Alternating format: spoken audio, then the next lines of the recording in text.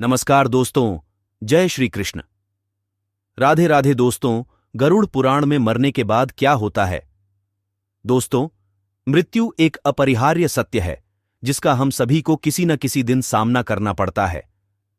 हमारे मरने के बाद क्या होता है, यह विचार सदियों से चर्चा का विषय रहा है, जिसके इर्द गिर्द अनगिनत विश्वास और सिद्धांत हैं। ऐसी ही एक मान्यता पर गरुड़ पुराण में प्रकाश डाला गया है, जो एक प्राचीन हिंदू ग्रंथ है जो मृत्यु के बाद आत्मा की यात्रा का वर्णन करता है। गरुड़ पुराण के अनुसार मृत्यु हमारे अस्तित्व का अंत नहीं है, बल्कि एक दुनिया से दूसरी दुनिया में संक्रमण है। पाठ उन विभिन्न चरणों की गहन व्याख्या प्रदान करता है जिनसे आत्मा शरीर छोड़ने के बाद गुजरती है, जिसमें मृत्यु के देवता यम का निर्णय और उसके बाद आने वाले दंड और पुरस्कार शामिल हैं।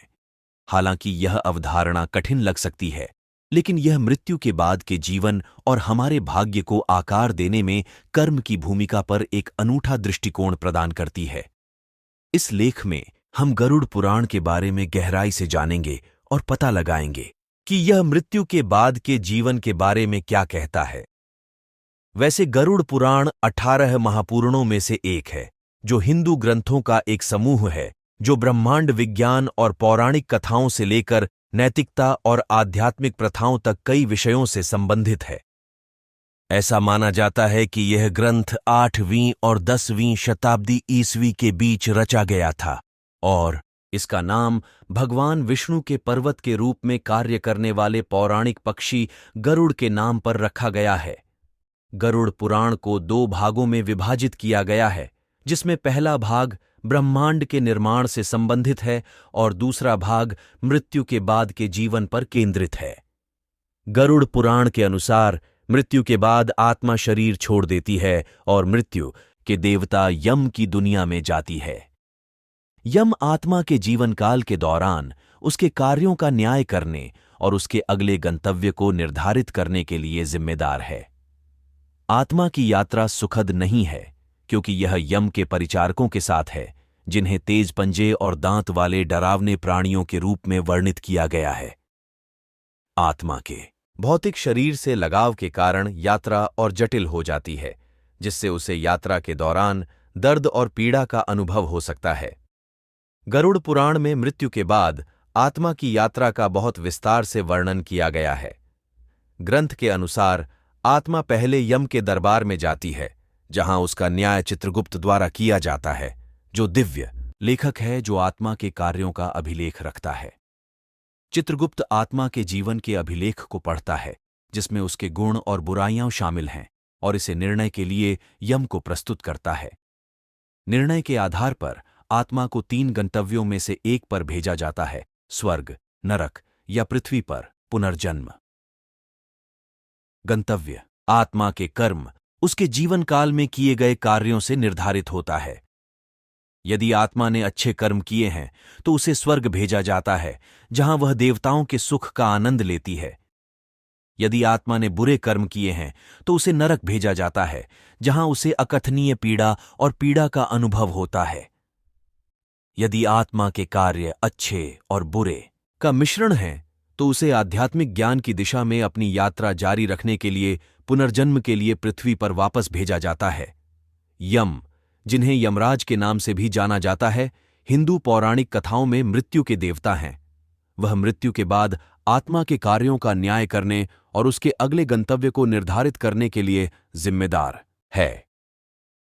यम को अक्सर नीले या काले रंग और खोपड़ी से बने मुकुट के साथ एक डरावनी आकृति के रूप में चित्रित किया जाता है। उनके साथ उनके परिचारक भी हैं, जिन्हें तेज पंजे और दांतों वाले उग्र प्राणी के रूप में वर्णित किया गया है। दूसरी ओर चित्रगुप्त एक दिव्य लेखक है जो आत्मा के कार्यों का अभिलेख रखता है। वह यम को अभिलेख प्रस्तुत करने और निर्णय में उसकी सहायता करने के लिए जिम्मेदार है। चित्रगुप्त को अक्सर एक निष्पक्ष और न्यायपूर्ण व्यक्ति के रूप में चित्रित किया जाता है, जिनके हाथों में एक कलम और एक किताब होती है। गरुड़ पुराण उन दंडों और पुरस्कारों का बहुत विस्तार से वर्णन करता है जो आत्मा को उसके कर्म के आधार पर दिए जाते हैं।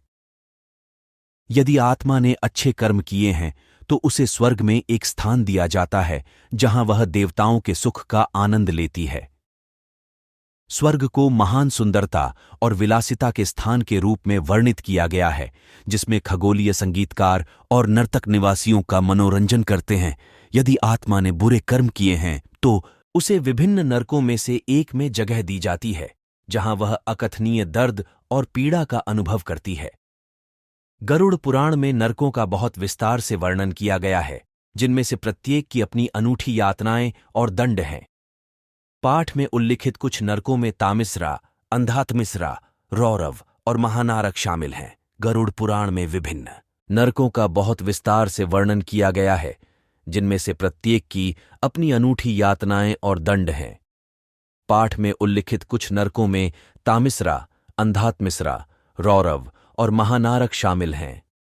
तमिस्रा को एक ऐसे स्थान के रूप में वर्णित किया गया है जहां आत्मा को ठंड और अंधेरे से पीड़ित किया जाता है, जबकि अंधातमिस्रा अंधेरा और भ्रम का स्थान है। रौरवा तीव्र पीड़ा का स्थान है, जहां आत्मा को सांप, बिच्छू और अन्य जहरीले जीवों द्वारा पीड़ित किया जाता है। महानारक सभी नरकों में सबसे गंभीर है, जहां आत्मा को अकल्पनीय पीड़ा और पीड़ा होती है।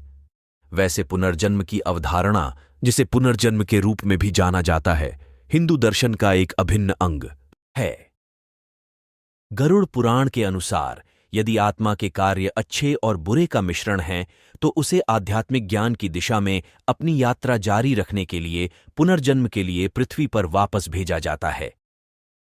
आत्मा का पुनर्जन्म एक नए शरीर में होता है और जन्म और मृत्यु का चक्र तब तक जारी रहता है जब तक कि आत्मा मोक्ष, पुनर्जन्म के चक्र से मुक्ति प्राप्त नहीं कर लेती।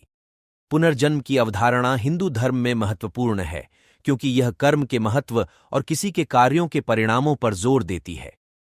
यह आशा प्रदान करता है कि भले ही किसी का वर्तमान जीवन परिपूर्ण न हो, लेकिन अगले जीवन में सुधार करने का अवसर हमेशा रहता है।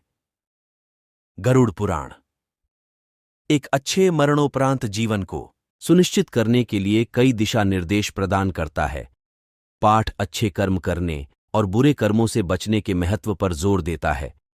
यह धार्मिक अनुष्ठानों और प्रसाद चढ़ाने की भी सिफारिश करता है, जैसे कि श्राद्ध समारोह, जो किसी के पूर्वजों के सम्मान में किया जाता है।